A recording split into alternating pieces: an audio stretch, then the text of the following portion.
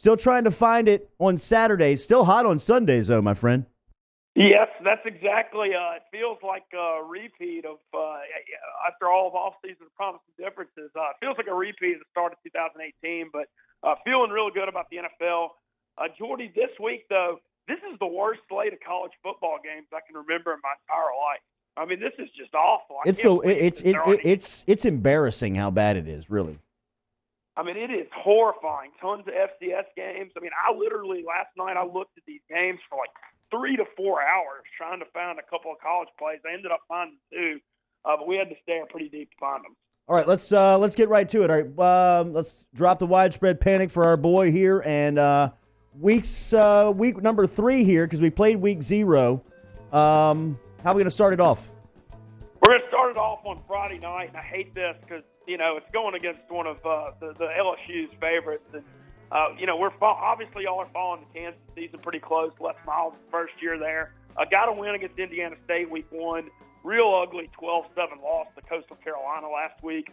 They're on a short week having to fly cross-country to Boston College. It's a Friday night game. And I just think BC's a terrible matchup for Kansas because Kansas is trying to run the ball. BC's always real solid against the run and fundamentally sound.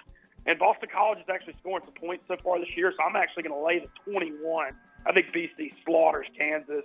I love Les Miles' story, but their team's bad. Yes, they are. And Mincy, I'm watching the Miles Away or on ESPN Plus with the documentary on Miles in Kansas, and it's bad. That is a terrible job. I still don't know why he would take that, and he's the same old Les Miles. I mean, he's lining up and running I formation. I love that play.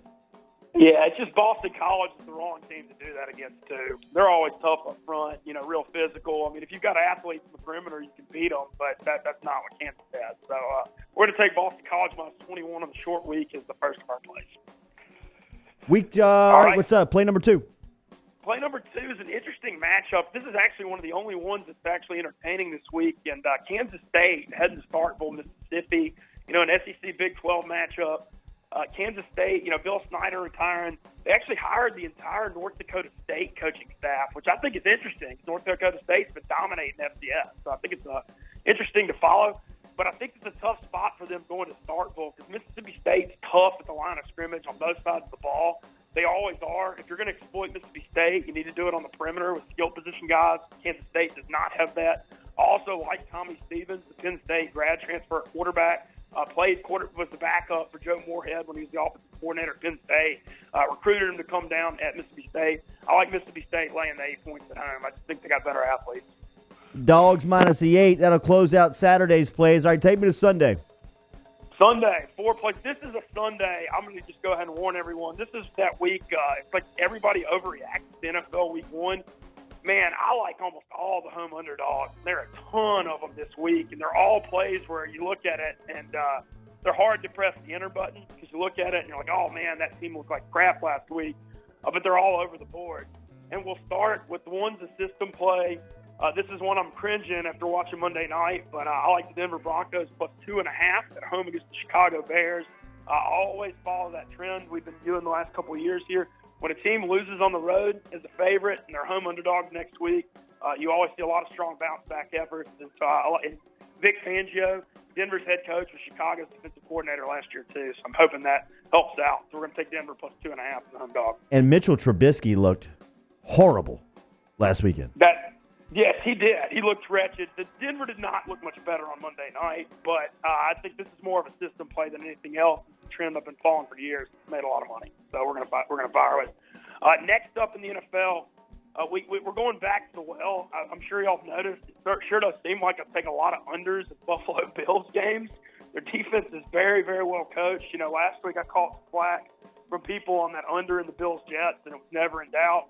And they're going to the New York Giants this week, and the total's 43.5. And, when Eli Manning and Josh Allen are playing football in 2019, I'm going to have a hard time betting over. I think the Bills' defense is for real, and we're taking under 43.5 there. Bills, Giants, under the 43.5 there for the fourth pick of the weekend. All right, staying on Sunday. What you got? Oh, man, this is a physical matchup in Pittsburgh. Real interesting matchup between Seattle and Pittsburgh.